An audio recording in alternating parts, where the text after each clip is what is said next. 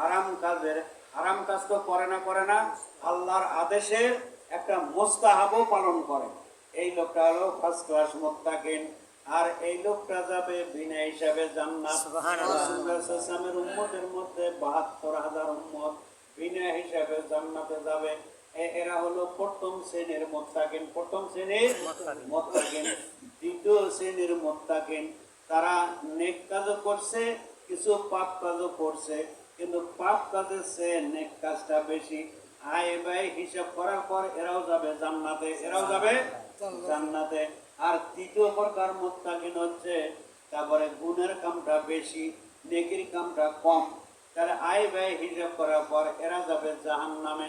জাহান্নামে যাওয়ার পর আল্লাহ বলবেন কাল কিয়ামতের ময়দানে, আখরিজু মিনান নার, জাহান্নাম থেকে বের করো মিন খারদালিল ঈমান। আর সেটা ওয়াসাতুল মুমিনিনা খারিজুম মিন শাবিয়িনা, ওয়াসাতুম মিনাল মুমিনিনা খারিজুনা মিন শাবিয়িনা। গুনাহগার মুমিনেরা কাল কিয়ামতের ময়দানে রাসূলুল্লাহর সুপারিশে জাহান্নাম থেকে বের হয়ে জান্নাতে যাবে। সবাই বলেন সুবহানাল্লাহ। এই যে আমরা এটা সুন্নতুল জামাত এটা স্বীকার করে, আর খারিজি ওয়াহাবি শিয়া না, খারিজি ওয়াহাবি মুতাজিলিরা বলে একবার যারা জাহান্নামে ঢুকছে আর বাইরে হবে না। এইলে কিছু কিছু বক্তা কিন্তু মাঝখানে ওয়াজও করছেন, কিন্তু আমির হামজা তো দীর্ঘদিন ওয়াজ করছে, পরে যেখানে যাবে যাওয়া আমার বলছে। আরে আল্লামা নাসাফি মতো আলেম পৃথিবীতে জন্ম হয় নাই, উনি বলতেছেন ওসাতুল মুমিনিনা আকায়েদে নসবি, এই ওসাতুল মুমিনিনা খারিজুনা মিনান নার মিন শাবি মুহাম্মাদুর রাসূলুল্লাহ সাল্লাল্লাহু আলাইহি সাল্লাম। গুনাহগার মুমিনেরা জাহান্নামে যাবে, জাহান্নামে যাওয়ার পর রাসূলুল্লাহর সুপারিশে তারা আবার জান্নাতে চলে যাবে। এবং আল্লাহ বলেন খারদালুল ঈমান, যাদের মধ্যে সরিষা পরিমাণ ঈমান আছে এরাও একদিন জান্নাতে যাবে। আখরিজু মিন খারদালিল ঈমান, জাহান্নাম থেকে বের করে নাও। কিন্তু এক সেকেন্ড পূর্বে ধরলে কি সহ পারবে? আর সেটা যদি 1000 বছর হয় তারপরে এক সময় দেবে। কারণ এই যে জাররাতেন খায়রা ইয়ারা আছে না, এই জাররা মানে কি? মানে এই সরিষার পরিমাণের নয়, একটা বালিকণা 70 ভাগের 1 ভাগে জাররা বলা হয়, খালি চোখে দেখা যায় না। ওই 70 ভাগের 1।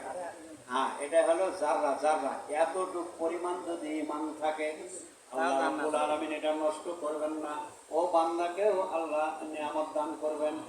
আর যারা আল্লাহর অস্তিত্বকে অস্বীকার করেছে, আল্লাহুম্মা সাল্লি আলা সাইয়্যিদিনা মাওলানা মুহাম্মদ ওয়া আলা আলি সাইয়্যিদিনা